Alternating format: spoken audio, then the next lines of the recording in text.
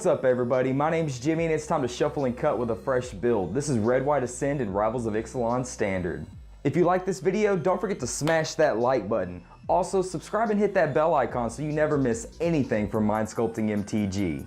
With Red White Ascend, our goal is to get the city's blessing as soon as possible. That means we need to control at least 10 permanents while either casting a spell with Ascend or while we control a permanent with Ascend. Once we have the city's blessing though, we can never lose it regardless of how many permanents we control. To make this happen, let's check out the list. For the 1-drops, we're playing 4 Skymarcher Aspirant and 4 Snubhorn Sentry. With Skymarcher Aspirant, we get a 2/1 for 1 that gains flying when we gain the city's blessing. With Snubhorn, we get a 0/3 on turn 1 that can become a 3/3 later on in the game once we get the city's blessing. Snubhorn is one of my favorite targets for Cartouche of Solidarity. Speaking of Cartouche of Solidarity, we're playing 3 copies. This aura gives enchanted creature +1/+1 in first strike, plus it creates a 1/1 warrior creature token with vigilance. This allows us to reach our 10 permanent goal quickly by providing us 2 permanents for the price of 1. Finishing up the 1-drops, we have a playset of Bomat Courier.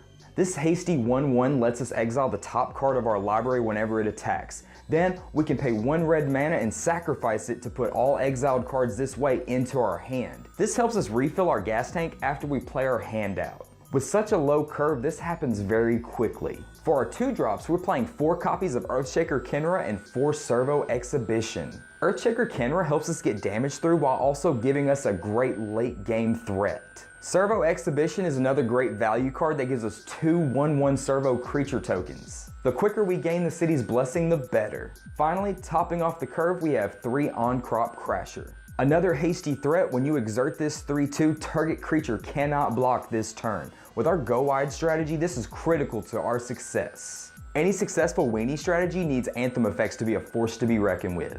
4 Pride of Conquerors and 2 Trial of Solidarity fill this need quite well. Pride provides the team a +1/+1 buff at instant speed, but with Ascend they get +2/+2 instead. Trial of Solidarity adds to our permanent count while also giving our creatures +2/+1 and vigilance. Then, when we play a cartouche, we get to bounce it back to our hands to replay it. To finish off the deck, we have to have a bit of spot removal. 3 Magma Spray and 4 Lightning Strike help clear the way for our army of tokens.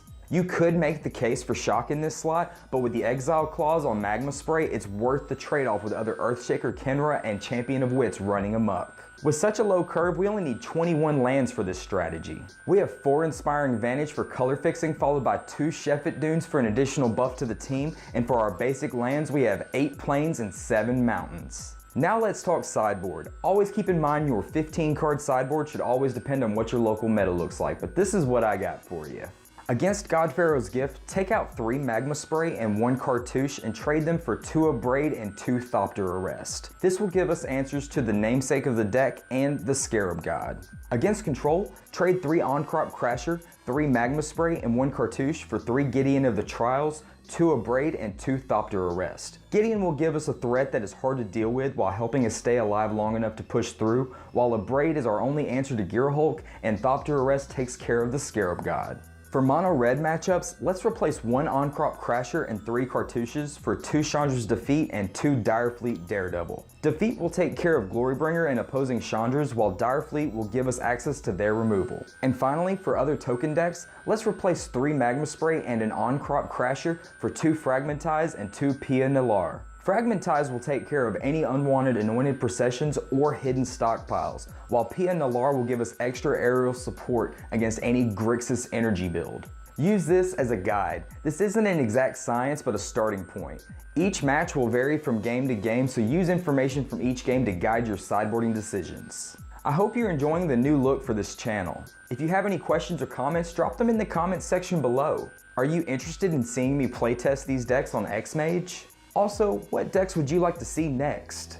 If you have a deck that maybe needs a little help, drop that list in my inbox at mindsculptingmtg@gmail.com. As always, thank you so much for watching, and I'll see you next upkeep.